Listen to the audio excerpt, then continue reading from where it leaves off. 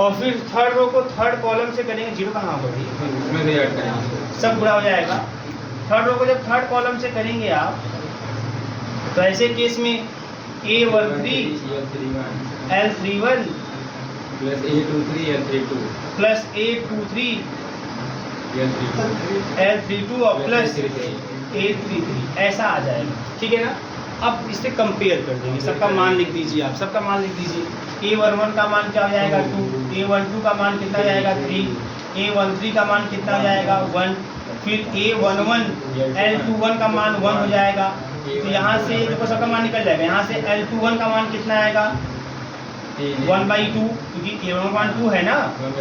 फिर A12 L21 और plus का A22 का मान 2 है, सबका मान रख दीजिए इसमें। A12 का मान 3 है, A22 का मान नहीं पता है, चलिए छोड़े रहिए इसको। A13 L21 तो निकाले हैं, अच्छा L21 तो निकला ही है, ठीक है। और A23 इसका मान मैं लिख देता हूँ पहले, 3 है।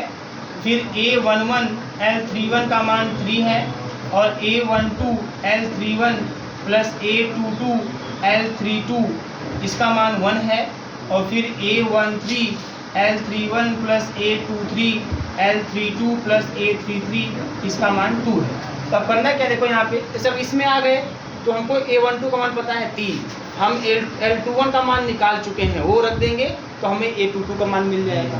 फिर आगे आ जाएंगे, A13 का मान पता है, L21 का मान निकाल चुके हैं, हमें A23 का भी मान मिल जाएगा। फिर यहाँ पाएंगे A11 का मान पता है, L31 का मान मिल जाएगा। A12 का मान पता है, L31 का मान यहाँ से निकाल ही चुके हैं, A22 का मान यहाँ से निकाल ही चुके हैं, तो यहाँ से L32 का मान मिल जाएगा। बात समझ में आ रही है। फिर A13 का मान यहाँ पता है, L31 का मान यहाँ से निकाल चुके रहेंगे हम लोग, यहाँ से निकाले ही हैं, और A23 का मान यहाँ से निकाले हैं, L32 का मान यहाँ से निकाले हैं, और A33 का मान यहाँ से निकाल लेंगे। इस तरह से अगर रखते जाएंगे 1 by 1 तो आपको सबकी वैल्यू, मतलब यल और यू में जो भी दिखाई दे रहा है आपको सबकी वैल्यू पता चल जाएगी। इससे निकाल लो, पहले आप निकाल लो, और वही यल यू में रख दोगे तो यल का मान यू का मान पहले पता चल जाएगा।